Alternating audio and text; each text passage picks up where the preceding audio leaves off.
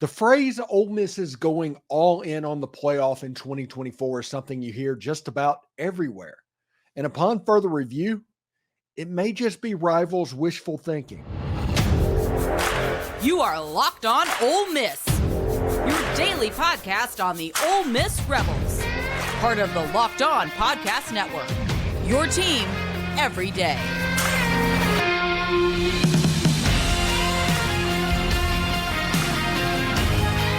Hi, I'm Stephen Willis, a former staff member at Ole Miss and a 10-year veteran member of the national media with Yahoo Sports. Today on the show, we talk about how even though Ole Miss is expected to make a push for the playoffs in 2024, Lane Kiffin is doing a terrific job stocking positions that a flash in the pan, it isn't happening. And one of the reasons is the Grove Collective, and they are humming right now. And they're doing their March to Victory campaign this month. What does that mean? Well, it's their new NIL campaign around Ole Miss athletics, and the hope is to raise $10 million and 10,000 total members by the end of March. It's in a March Madness type competitions that puts regions of the U.S. competing against each other for who can give the most money, and the Sweet 16 ends March 18th. Let's keep Ole Miss athletics at the forefront and go to thegrovecollective.com/March to Victory to help make that happen. This is the Locked On Ole Miss podcast, your daily podcast on the Ole Miss Rebels, part of the Locked On Podcast Network, your team every single day. We're free and available on all the podcast apps and on YouTube. Thank you very much for making Locked On Ole Miss your first listen every day, and a special hello to the everydayers who make the show what it is.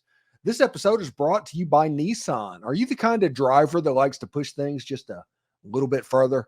Ever wonder what adventure could be around the next corner? Take the Nissan Rogue, Nissan Pathfinder, or Nissan Armada and go find your next big adventure. Check them all out today at nissanusa.com. Now, if you look around the internet over the last couple of months, everybody has Ole Miss preseason predicted around 5, 6, 7, somewhere in that ballpark. You hear fans talking about all the time and media personalities about how Ole Miss is going all in. I fall into that trap as well because Ole Miss is doing everything to maximize 2024, but they're not doing that at the expense of 2025 and beyond. This 2024 class, you're going to have a third-year senior quarterback. You're going to have the best wide receiver in the country. And Ole Miss used the transfer portal to supplement key areas to improve their defense and offensive line and fill holes where necessary. But that does not mean that Lane Kiffin is making choices based off of this year and nothing, that this year is going to be a flash in the pan. Rivals want you to think that this year Ole Miss is going to be a flash in the pan, and then they will regress back to the mean.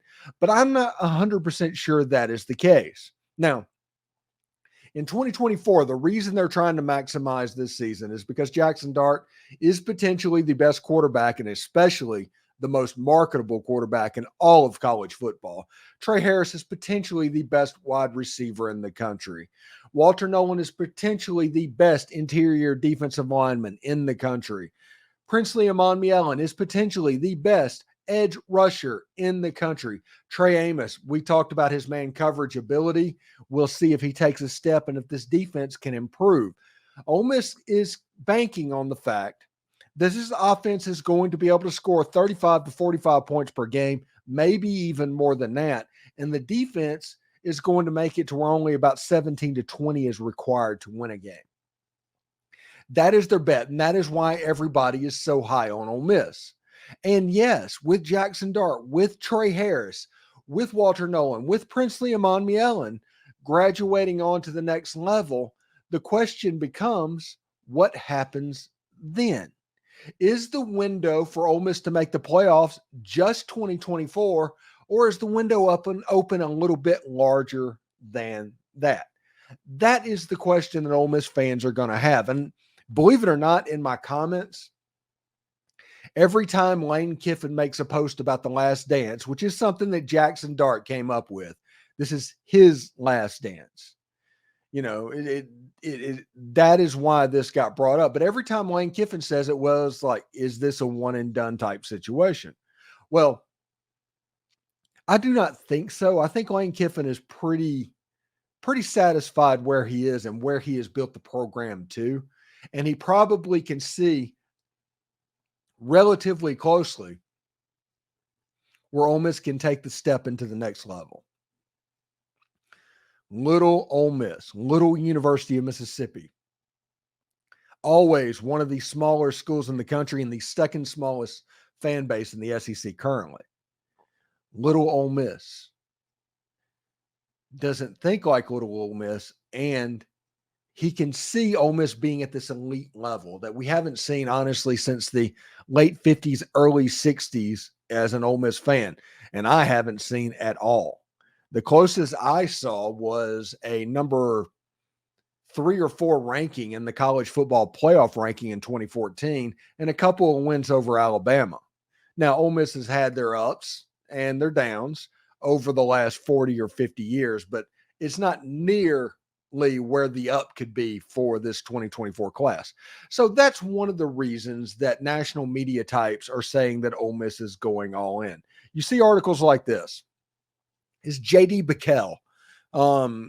He says, if Jaxson Dart takes another big step in year 3, Ole Miss is an SEC title contender and in the college football playoff. Honestly, if Jaxson Dart takes the same step that he took from year 1 to year 2 and year 2 to year 3, Ole Miss is a national championship contender and Dart is a Heisman contender, because this is one of the more talented quarterbacks that Ole Miss has ever signed and definitely one of the most competitive.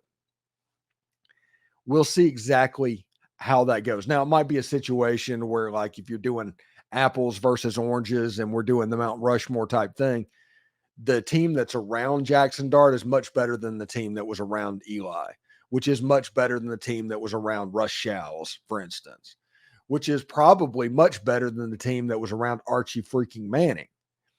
So understanding where Ole Miss is as a team right now is kind of important to this whole process, because it's not just a Jaxson Dart thing. It's a whole depth component to Ole Miss's team.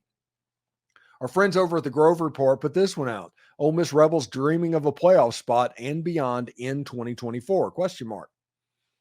And it's just a situation to where everybody is pointing to that. And that is because of the last 50 years and what has happened. It's not because of anything extra. It's because even the most optimistic of optimistic Ole Miss fans, they're going to be watching this waiting for the other shoe to drop.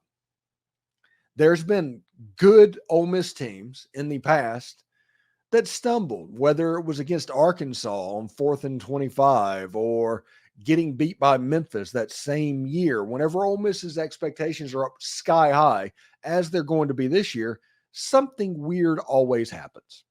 That's just the way it's been. But I will say that no Ole Miss team has been as talented as the one that's going to line up in 2024. Not in my lifetime. And relatively, they probably have an argument, but this is maybe the most talented Ole Miss football team ever. Now, I'm not saying that the teams in the late 50s and early 60s weren't talented. That's not what I'm saying. I'm saying relatively. I think this team has a chance to be pretty special, especially with the way football rules and all of that has happened. So this year, the national media and everybody else is pointing this as an all-in moment. I don't think it's an all-in moment. I think you have a situation, and we're going to talk about this in the second segment. Jaxson Dart is potentially the one of one. He is the round 1, pick 1 pick of Ole Miss football quarterbacks potentially. So losing him, you're obviously going to think there's a drop-off. But then you look back down below it. You have Walker Howard, who is a former 5-star. You have Austin Simmons, who some people have said is the most talented quarterback that Ole Miss has ever signed.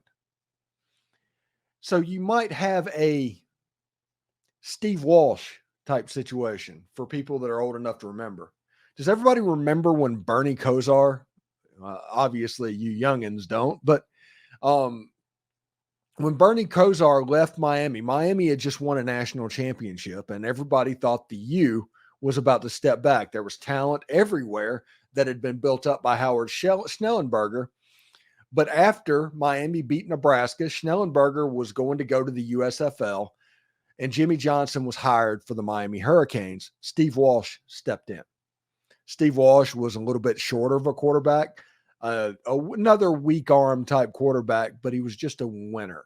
He was a really good player, and he had a solid head on his shoulders. I think we could be seeing a similar type situation after Jaxson Dart leaves for his next level. We're going to talk about that in just a second, but right now I want to say thanks again for making the Locked On Ole Miss podcast your first listen of the day. We're going to talk about how Austin Simmons versus Walker Howard and how the reps they're getting this spring are actually invaluable for next spring when it matters. It's a Cold War kind of. Are you the kind of driver that likes to push things a little bit further or ever wonder what adventure could be around the next corner? Our friends at Nissan have a lineup of SUVs with the capabilities to take your adventure to the next level. First up is the Nissan Rogue. It is perfect for city drives and great escapes. I have a Rogue. Personally, I love my Rogue. Going on long trips in that Rogue is fantastic. We got the extra leather seats. We got all sorts of things going up with the window tinting and all of that, and it looks really cool, and it's a really fun, quiet ride. It has class exclusive Google built in, and then it's always updating your assistant. You can call on it for almost anything. Gone are the days of connecting your phone. Google Assistant, Google Maps, and Google Play Store are built right into the 12.3 HD touchscreen infotainment center. The 2024 Rogue is the perfect midsize crossover for your next adventure, but they're not the only option at Nissan. The 2024 Nissan Armada, it will change what you expect from a full-size SUV. Everybody thinks they're these big, hulking, lumbering things. That's not true. This one, just picture a 4x4 that can seat up to 8 in first-class luxury and style. Tow bigger and explore further in the 2024 Nissan Armada. Take the Nissan Rogue, Nissan Pathfinder, or Nissan Armada and go find your next big adventure. Shop NissanUSA.com. Locked On has launched the first ever national sports 24/7 streaming channel on YouTube, and now it's also available on Amazon Fire TV and the free Fire TV Channels app. Locked On Sports Today is here for you 24/7, covering the top sports stories of the day with the local experts of Locked On, plus our national shows that cover every single league. Find Locked On Sports Today, now available on the free Fire TV Channels app. All right, in the first segment, we talked about the national media and everybody else talking about how this is an all-in moment for Ole Miss sports in the 2024 playoff. That is really good for clicks. That's really good for the magazines. I'm going to make a ton of money off of that mindset. So I'm not arguing against them doing it. I'm just saying it's not completely true. Lane Kiffin has done a pretty good job over the last 2 or 3 years in the transfer portal and in high school recruiting, getting players in and keeping them around that have multiple years of eligibility. They hang around until they don't. And whenever they need to move forward, you got Braylon Brown and Marshall. You got Brandon Buckhalter at UAB. They couldn't quite get into the wide receiver rotation, so they left. There's a few places on the football field that are tentpole positions that you have to have a star or a good bit of depth built up in that position. There's probably 3 of them. And then they might not be the 3 positions you expect. Now, the first one everybody expects, and that's the quarterback position. We talk all the time that in this age of mercenary football, you have ups and you have downs depending on how it is handled. The way that this can be handled even better is that if you have a quarterback in your system that knows what you're doing, that can kind of be the leader from the front. It is incredibly important in 2024 to have a quarterback leading your team. Jaxson Dart came in when he was trying to get everything figured out himself in 2022, struggled.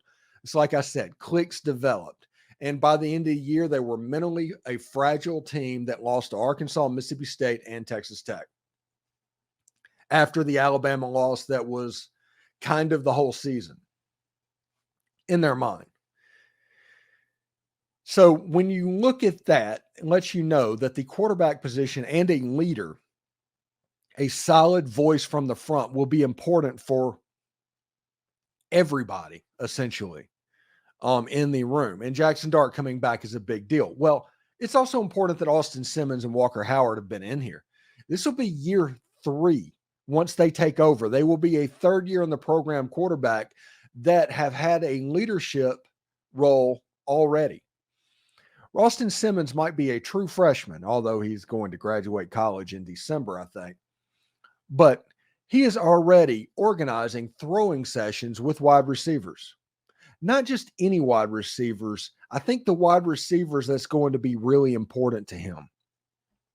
These players are going to be the ones that help determine who is going to win the starting quarterback job in 2025. When you have Austin Simmons and Walker Howard. You have Walker Howard, who was a 5-star quarterback. I think he was Under Armour All-American, one of the All-American balls. He's Jamie Howard's son. That's the reason he went to LSU to begin with. He's a really good player that had a nice performance in last year's Grove Bowl. That was our introduction to him. He threw a couple of touchdown passes. Everybody was really fired up with what they had in Walker Howard. Austin Simmons was somebody that reclassified 2 years.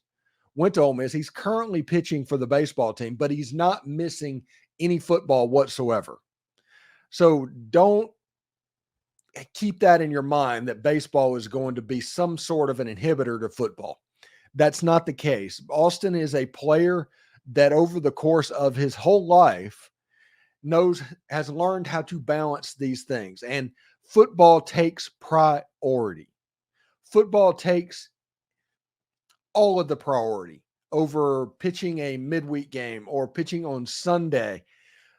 Football and winning this quarterback job is the utmost important for Austin. I think, I'm not sure about this, but I think football might be his preference. Now, I think Austin Simmons was on a podcast a couple of weeks ago when they were talking about the Florida decision and the decision to come to Ole Miss, and they asked the question in a way that the football program's this and the baseball program's really good as well. What do you think is going on?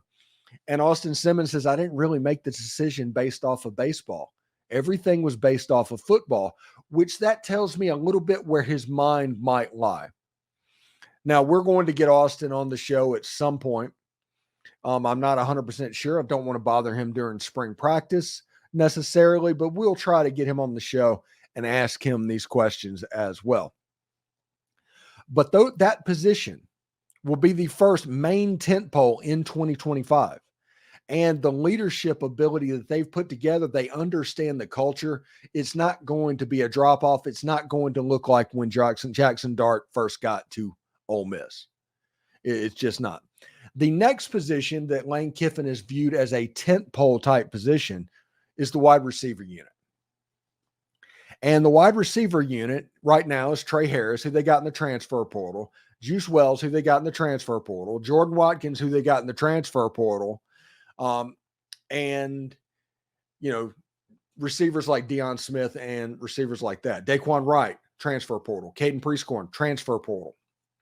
So looking at this wide receiver unit, you would say, okay, this is a transfer portal position. And in building the room, it became a transfer portal position. But Ole Miss has signed Ayden Williams, who has a chance to be really good. Noreel White, who has a chance to be a really good player. Cayden Lee, who we talked about yesterday as somebody who might surprise going into 2024. And then you look at other receivers and you see a core that is developing that are outside the Tre Harris, the Jordan Watkins, the Juice Wells, to where they've used the transfer portal to stock that room. But the really important pieces that are being built are the wide receivers that are coming up on the back end. And in 2025 is going to be that group's time to shine. These receivers are unbelievably talented, and they're part of what's going to be the best wide receiver room in the country.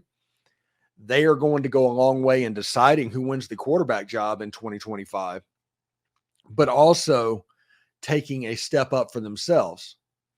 And lastly, the other tentpole position is the defensive line, which, again, you can look at players. Ole Miss brought in Walter Nolen and Princely Umanmielen, and they've brought in Jared Ivey, and they've brought in Echoles Stone, but they've also signed Tre Harris, and they've also signed Kamarion Franklin and Kam Beavers and William Echoles and Jeffrey Rush on the defensive line. They had a top 5 defensive line high school class in the country in 2024.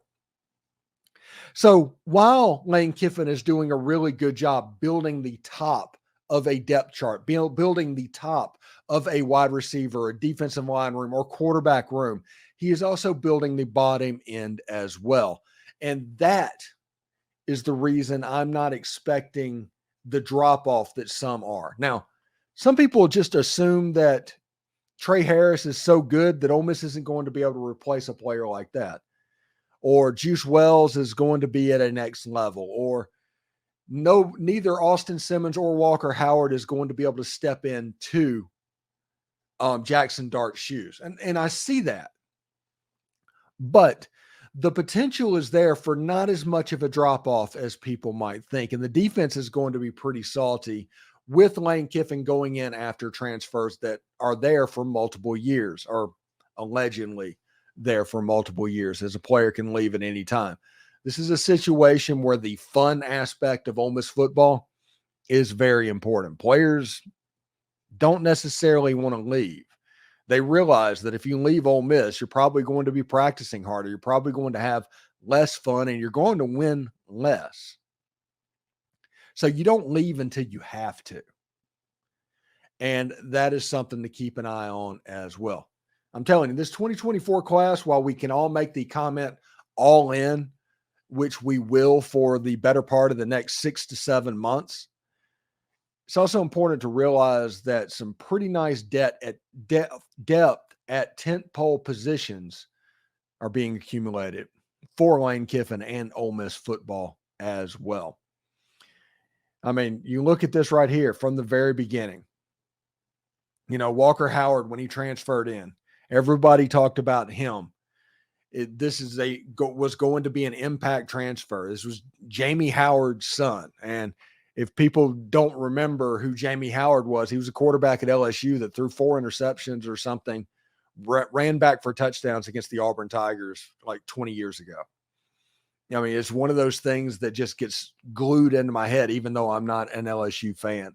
And then Austin Simmons, like I said, he has a chance to be the most talented quarterback that Ole Miss has ever signed. Period. It's not even close.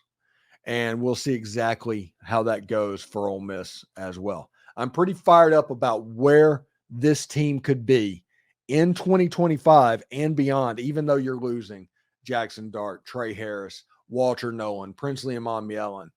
You will see that Ole Miss is going to do that. And how will they do that in the future? When you're losing great players, how will you replace them is the question.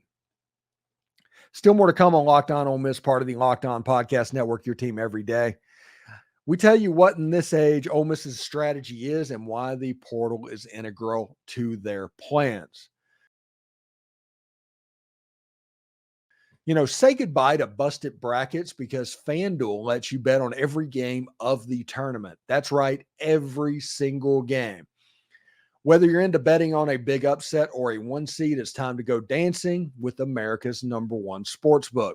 Right now, new customers can get $200 in bonus bets if your first $5 bet wins. That's $200 to use on point spreads, money lines.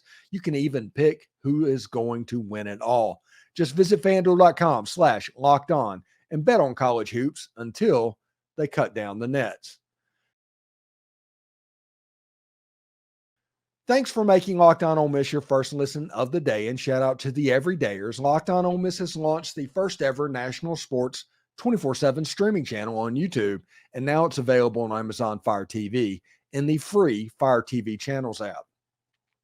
Locked On Sports Today is here for you 24/7 covering the top sports stories of the day with the local experts of Locked On, plus our national shows that cover every single league. Find Locked On Sports Today, now available on the free Fire TV Channels app. Be part of history. All right, so in the first segment, we talked about everybody talking about how Ole Miss is going all in and why that might not be true, and is essentially wishful thinking by Ole Miss's rivals, hoping that Ole Miss goes back to the mean, even though they know that that is not likely going to be the case. We talked about why that while we aren't really paying attention to it, Ole Miss has quietly built up rooms in tentpole positions of quarterback, wide receiver, and defensive line. These are the three places in modern college football that you absolutely have to have dudes, and they are stocking those rooms pretty well. The portal, though, is going to be an integral part of Ole Miss moving forward. Ole Miss had players coming back, and they used the portal to pick out positions to make themselves better. You had a situation to where you could make other positions good because you didn't have to worry about major positions like the quarterback position that's going to cost $2-3 million to fill. With Austin Simmons and Walker Howard lining up, and the quarterback from AJ Maddox from Oak Grove as well, the quarterback room's in good shape, which means that in 2025, Ole Miss will be in a position to where they're in a similar spot as they were this year. Even though they don't have a guy that is Jaxson Dart, a potential Heisman candidate, they're still going to have a very good quarterback that is likely going to have the potential to really surprise in 2025. How is Ole Miss going to make everything get up to that level? Well, we don't know who the next Walter Nolen or Princely Umanmielen or Chris Paul or Juice Wells is going to be. Key Lawrence. We don't know who those guys are going to be. We know they're out there. We know that Ole Miss has likely identified them. We know that Ole Miss is going to be doing whatever they need to do to fill in holes. Where will be the position of need? A lot of that will come from learning over the course of this spring and this fall the wide receiver position. Do you need to go out and find a number one? Or is Ayden Williams that number one and you get to go out and find a number two receiver? Is Daquan Wright going to come back to school and be the tight end prospect that Ole Miss thinks he can be? If Hudson Wolf going to be healthy in year again? Those questions are going to determine who Ole Miss targets in the transfer portal. And they will always target people in the transfer portal. And they will always essentially be top 10 type programs because they hit those areas really, really hard. Between the expectations that Ole Miss has in 2024, which the only thing about these expectations are that they're new. That's the reason they're saying that Ole Miss is going all in right now, is because these expectations are new. These expectations are repeatable. In the age of mercenary college football, I tell people all the time, the chance for ups and downs are much more greater than they were just a couple of years ago. But the talent and the potential is going to be there. And Ole Miss has a chance to be in the playoff conversation for the foreseeable future when you have a Walker Howard, when you have an Austin Simmons, when you have an AJ Maddox, and whoever is going to be the quarterback in the class of 25, whether it be Deuce Knight or otherwise. You have a chance to make this a longer lasting type thing. Because we all know that when quarterback play suffers, the team suffers. But if you want to maximize that good quarterback when you have one, you have to build up the rest of the roster. And that's what Ole Miss and Lane Kiffin have been doing over the last couple of years. So I'm here to tell you that the window for Ole Miss making the college football playoff, it's not a one-year thing. It's a situation to where Ole Miss could be in this conversation each and every year. I'm not saying Ole Miss is going to make the playoff each and every year, but they will likely be in the conversation moving forward. Thanks again for making Locked On Ole Miss your first listen, everydayers. We're going to have a weird schedule this week, so Be patient with us. It's my wife's birthday. Spring break's going on, so there's not a lot happening. And also, I have a 4-day weekend where I'm going to see the Tigers play the Braves and the Tigers play the Yankees. But for your second listen, Locked On has launched the first ever national sports 24/7 streaming channel on YouTube. Locked On Sports Today is here for you 24/7, covering the top sports stories of the day with the local experts of Locked On with our national shows that cover every single league. Find Locked On Sports Today now available in the free Fire TV channels app. For all of you on YouTube, we will send you there right now. Howdy toddy, everyone.